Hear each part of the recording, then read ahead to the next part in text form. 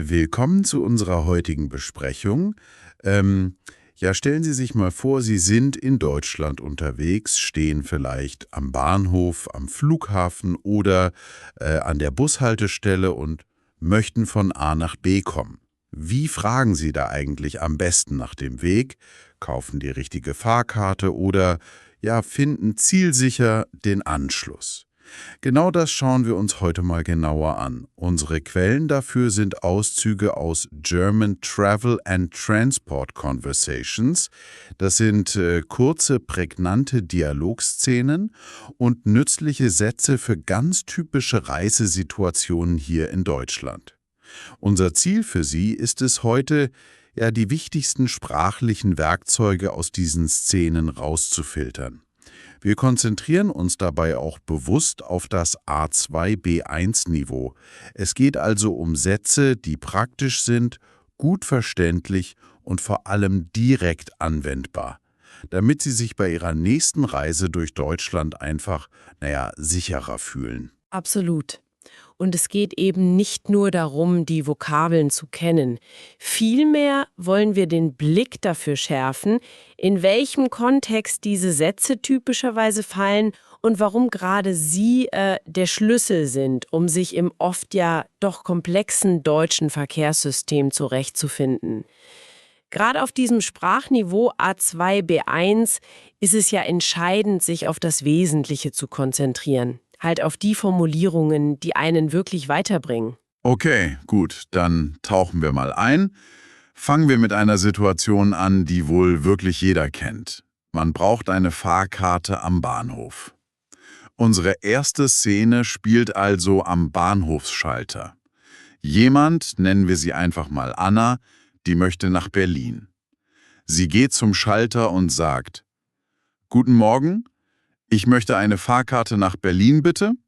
Ja, kurz, höflich, direkt aufs Ziel zu, klingt nach Standard. Genau. Und die Antwort kommt auch prompt. Einfach oder hin und zurück. Anna wählt dann hin und zurück, bitte. Dann die logische nächste Frage: Wann fährt der nächste Zug? Die Antwort liefert die Kerninfos. Der nächste ICE, also dieser schnelle Intercity Express, fährt um 9:15 Uhr von Gleis 5. Wichtig auch der Hinweis zur Bezahlung: Sie können hier mit Karte bezahlen. Und schließlich will Anna noch wissen, und wie lange dauert die Fahrt, woraufhin sie die Auskunft etwa 4 Stunden kriegt. Ein sehr kompakter Dialog, finde ich, der alles Wichtige abdeckt. Ja, was mir hier sofort auffällt, ist diese bemerkenswerte Klarheit und Effizienz. Die Fragen sind ja wie Nadelstiche, ganz gezielt. Was? Fahrkarte. Wohin? Berlin. Wie oft? Hin und zurück. Wann? 9:15 Uhr. Wo? Gleis 5. Wie lange? Ungefähr 4 Stunden. Diese sehr strukturierte Abfolge ist echt typisch für solche Service-Situationen in Deutschland. Man kommt halt schnell auf den Punkt. Ist diese Direktheit denn etwas, das Lernenden manchmal vielleicht Schwierigkeiten macht, oder ist sie eher hilfreich? Was denken Sie? Das kann beides sein, denke ich. Einerseits ist diese Direktheit für Lernende auf dem A2, B1-Niveau oft sehr hilfreich. Die Infos werden klar und ohne große Umschweife kommuniziert. Man muss da nicht zwischen den Zeilen lesen. Okay. Andererseits kann es für Menschen aus Kulturen mit vielleicht indirekterer Kommunikation anfangs, etwas kühl wirken. Aber gut, im Kontext Fahrkartenkauf ist Effizienz ja oft das Wichtigste. Und wir dürfen die Höflichkeit nicht vergessen. Das Bitte und später sicher ein Dankeschön sind absolut zentral. Die rahmen diese Direktheit dann doch freundlich ein. Das stimmt, das Bitte macht echt einen Unterschied. Und die spezifischen Infos, Gleis, Uhrzeit, Dauer, sind natürlich das A und O. Man muss ja präzise fragen, um präzise Antworten zu bekommen. Ganz genau. Und die Frage „Ich möchte bitte" ist ein fantastischer Satzbaustein. Wirklich super für A2-B1. Den können Sie ja nicht nur für Fahrkarten nutzen, auch im Café. Ich möchte einen Kaffee bitte. Oder im Geschäft. Das ist ein sehr universelles Werkzeug auf diesem Sprachniveau. Die Struktur ist einfach, aber sehr effektiv.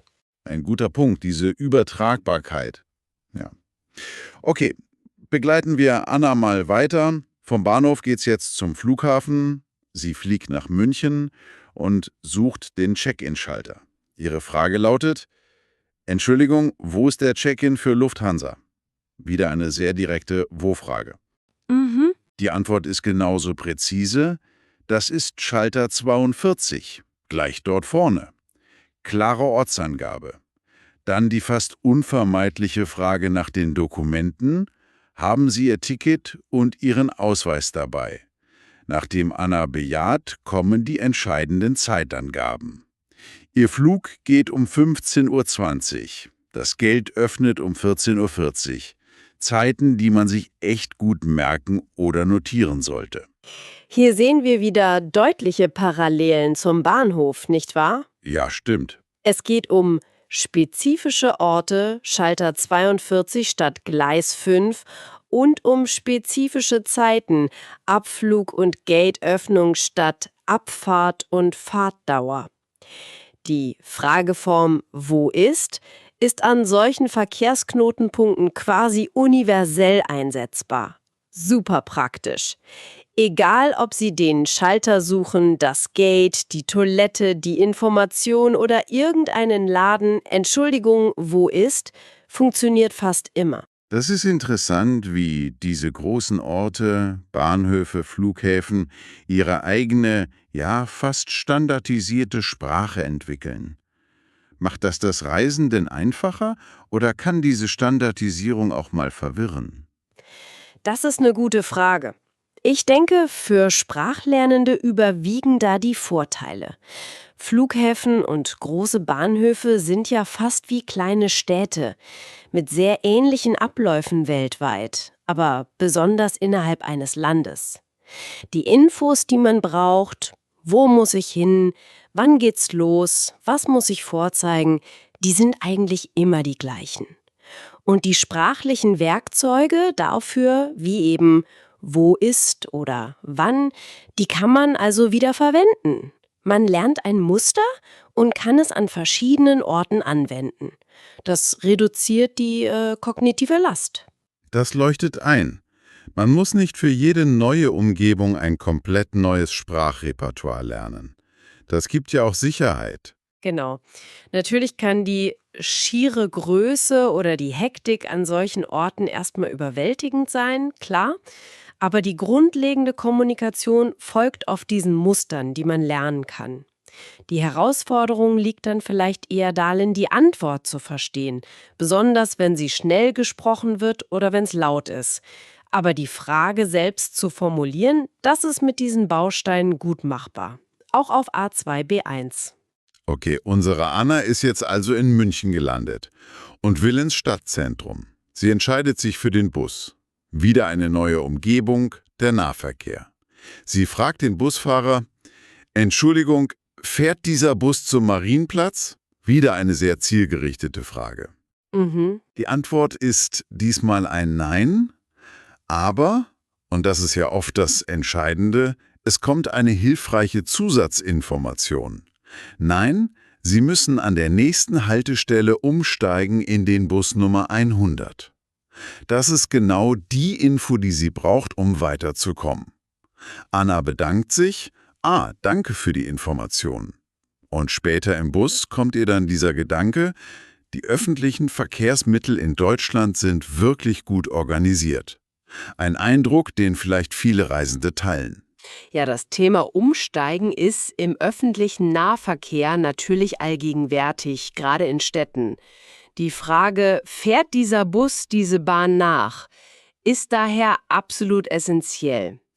Und wenn die Antwort Nein lautet, ist eben die entscheidende Fähigkeit, die Anschlussinformation zu verstehen. Hier ist es ja klar, an der nächsten Haltestelle umsteigen in Bus Nummer 100. Das ist eine präzise Handlungsanweisung. Was ist aber, wenn die Anweisung nicht so klar ist? Oder wenn man sie akustisch nicht richtig versteht? Das kann ja im lauten Bus schnell mal passieren. Das ist ein wichtiger Punkt, klar.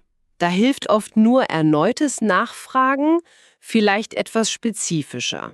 Entschuldigung, welchen Bus muss ich nehmen oder wo genau muss ich umsteigen?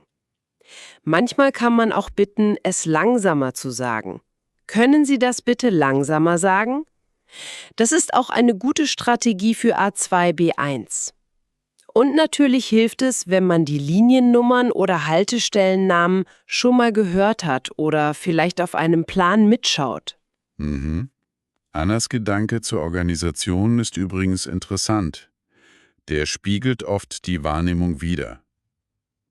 Das System ist zwar komplex, aber meist logisch und zuverlässig. Aber diese Logik, die erschließt sich eben erst, wenn man die richtigen Fragen stellt und die Antworten auch versteht. Es unterstreicht wieder: Kommunikation ist der Schlüssel. Auch nochmal nachzufragen, wenn was unklar ist.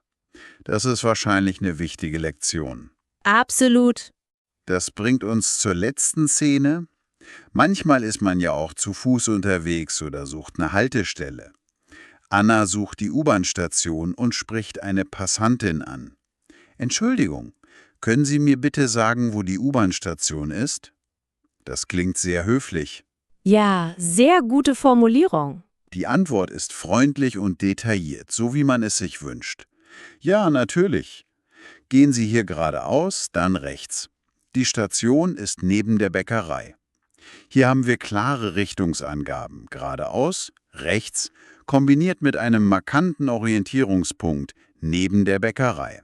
Das macht es doch viel einfacher, sich zurechtzufinden. Der kurze Dialog endet dann auch freundlich. Super, danke schön. Gern. Viel Spaß in München. Nett. Das ist ein Musterbeispiel für eine Wegbeschreibung im Alltag. Die einleitende Frage, Entschuldigung, können Sie mir bitte sagen, wo ist eine sehr gute Strategie. Sie ist höflich, sie signalisiert klar eine Frage und gibt dem Gegenüber die Chance zu helfen. Und die Antwortstruktur ist auch typisch. Erst die Richtungen, geradeaus, rechts, vielleicht auch links, immer weiter und dann oft ein Bezugspunkt. Neben der Bäckerei, gegenüber vom Supermarkt, an der nächsten Ampel. Diese Kombination ist extrem hilfreich, auch und gerade für Lernende. Ist diese Hilfsbereitschaft denn typisch, wenn man so höflich fragt? Also nach meiner Erfahrung und auch laut vielen Berichten von Lernenden, ja meistens schon. Natürlich gibt's immer mal Ausnahmen, aber eine höfliche Frage, vielleicht noch mit einem Lächeln, öffnet oft Türen. Die meisten Menschen helfen ja gerne, wenn sie können. Und die einfachen Richtungsangaben sind auf dem A2-B1-Niveau in der Regel auch gut zu verstehen. Schwieriger wird's vielleicht, wenn die Beschreibung sehr lang oder komplex wird oder der Sprecher einen starken Dialekt hat. Aber die Grundstruktur ist meistens diese. Okay, super. Jetzt wird's wirklich interessant, finde ich. Lassen Sie uns mal die nützlichsten Sätze aus all diesen Szenen zusammenfassen. Das ist dann quasi Ihr sprachlicher Werkzeugkasten für Reisen in Deutschland, speziell für das A2-B1-Niveau. Ja, sehr gute Idee. Also am Bahnhof waren die Kernfragen. Ich möchte eine Fahrkarte nach Zielort bitte. Einfach oder hin und zurück? Wann fährt der Zug nach? Von welchem Gleis fährt der Zug ab? Und eventuell, wie viel kostet die Fahrkarte? Damit kommt man bei Zugreisen doch schon sehr weit, oder? Absolut. Das deckt das Wichtigste ab. Im Nahverkehr, also Bus oder U-Bahn, sind die entscheidenden Fragen. Fährt dieser Bus, diese Bahn nach und ganz wichtig, wo muss ich umsteigen? Oder vielleicht, welchen Anschluss brauche ich? Genau. Das Umsteigen ist zentral.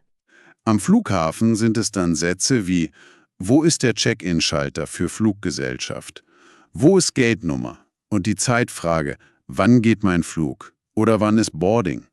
Ja, Und für unterwegs beim Fragen nach dem Weg. Die höfliche Einleitung: Entschuldigung, können Sie mir bitte sagen, wo Ort ist? Oder Entschuldigung, wie komme ich zur? Und dann eben die Fähigkeit, Richtungsangaben zu verstehen. Gehen Sie geradeaus, nach rechts, nach links, bis zur Ampel, neben, gegenüber. Das ist eine exzellente Zusammenstellung. Diese Sätze sind wirklich wie ein Schweizer Taschenmesser für Reisende, Gold wert. Sie decken die grundlegendsten Informationsbedürfnisse in den häufigsten Situationen ab. Und das wirklich Spannende daran ist, wie Sie diese als Bausteine, ich greife mal Ihr Wort von vorhin auf, verwenden können. Ah ja, die Bausteine. Wie meinen Sie das genau? Naja, nehmen Sie zum Beispiel die Wo ist-Frage. Den Baustein Wo ist können Sie mit unzähligen Nomen kombinieren. Wo ist der Bahnhof? Wo ist die Toilette? Wo ist Gleis 5? Wo ist der Ausgang? Verstehen Sie? Ja klar. Ähnlich bei Ich möchte, bitte. Sie tauschen einfach aus, was Sie möchten. Ich möchte einen Plan, bitte. Ich möchte eine Auskunft, bitte. Ich möchte bezahlen, bitte. Diese Sätze sind flexibel. Und für Sie als Lernende auf dem A2-B1-Niveau ist das halt ideal. Die Grundstruktur ist einfach und bleibt gleich, nur einzelne Wörter werden ausgetauscht. Das reduziert die Fehlerquellen ungemein und gibt Selbstvertrauen. Das heißt, man lernt nicht nur isolierte Sätze, sondern ein System, das man dann anpassen kann. Das ist schlau. Genau darum geht es. Man lernt ein Muster, einen nützlichen Rahmen und füllt ihn dann je nach Bedarf. Natürlich muss man die Vokabeln für die Orte oder Dinge lernen, keine Frage. Aber die Satzstruktur selbst ist ein wiederverwendbares Werkzeug. Das macht das Lernen effizienter und die Anwendung im echten Leben, einfacher. Man fühlt sich nicht so hilflos, weil man eine Basis hat, auf die man zurückgreifen kann. Das ist ein sehr ermutigender Gedanke, finde ich. Die Quelle German Travel and Transport Conversations schließt übrigens mit einer pointen Zusammenfassung, die das gut auf den Punkt bringt. In Deutschland kann man mit den öffentlichen Verkehrsmitteln fast überall hinkommen. Man muss nur wissen, wie man fragt. Das trifft den Nagel absolut auf den Kopf. Die Infrastruktur, Züge, Busse, S-Bahnen, U-Bahnen ist in Deutschland tatsächlich bemerkenswert gut ausgebaut. Man erreicht ja fast jeden Winkel des Landes. Aber diese Infrastruktur nützt einem halt wenig, wenn man nicht weiß, wie man sie navigiert. Die eigentliche Herausforderung, aber eben auch die Chance, liegt in der Kommunikation. Annas Beispiele zeigen uns ja eindrücklich: Es braucht keine komplizierten, fehlerfreien Sätze. Einfache, klare, direkte Fragen, höflich formuliert, führen oft am schnellsten zum Ziel. Gerade auf dem A2-B1-Niveau geht es doch darum, verstanden zu werden und die nötige Information zu kriegen. Perfektion ist also nicht das Ziel, sondern die Verständigung. Genau.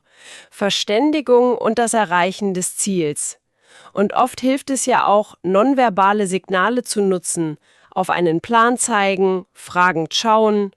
Aber die sprachlichen Bausteine, die wir besprochen haben, das ist das Fundament. So, was bedeutet das nun alles für Sie, liebe Zuhörerin, lieber Zuhörer? Wir haben uns gemeinsam durch typische Reisesituationen in Deutschland bewegt.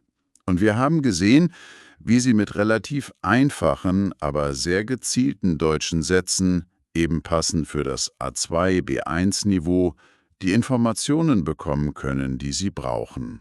Egal ob am Bahnhof, am Flughafen, im Bus oder wenn Sie einfach nur nach dem Weg fragen. Ja, und diese Beispiele und Phrasen sollen Ihnen vor allem eines geben: Mut. Sie zeigen, dass selbstständiges Reisen in Deutschland auch mit Basissprachkenntnissen absolut möglich ist. Der wichtigste Schritt ist oft, sich zu überwinden und die Frage zu stellen, auch wenn man sich vielleicht unsicher fühlt. Die Strukturen sind, wie wir ja gesehen haben, oft wiederkehrend, die Grammatik ist überschaubar und das nötige Vokabular kann man sich gezielt aneignen. Mhm. Und hier ist noch ein kleiner Gedanke, speziell für Sie zum Mitnehmen, etwas zum Weiterdenken vielleicht. Stellen Sie sich mal ganz konkret vor, Sie wären morgen in Deutschland, in einer dieser Situationen vielleicht am Ticketschalter, vielleicht suchen Sie das richtige Geld, vielleicht stehen Sie an einer Bushaltestelle. Welche der Fragen oder Sätze, die wir heute besprochen haben, erscheint Ihnen persönlich am allerwichtigsten? Oder welche fühlt sich vielleicht am schwierigsten an, sie auszusprechen? Sich genau auf diesen einen Satz, diese eine Hürde mal zu konzentrieren und sie vielleicht zweimal laut für sich zu üben, das könnte der nächste kleine, aber sehr wirkungsvolle Schritt auf Ihrer persönlichen Lernreise sein. Das war unser heutiger genauerer Blick auf das Thema Reisen und Verkehr in Deutschland, basierend auf den Szenen aus German Travel and Transport Conversations. Wir hoffen, diese Besprechung gibt Ihnen nützliche Impulse und vielleicht etwas mehr sprachliche Sicherheit für Ihre nächste Tour. Gute Fahrt oder guten Flug und bis zum nächsten Mal.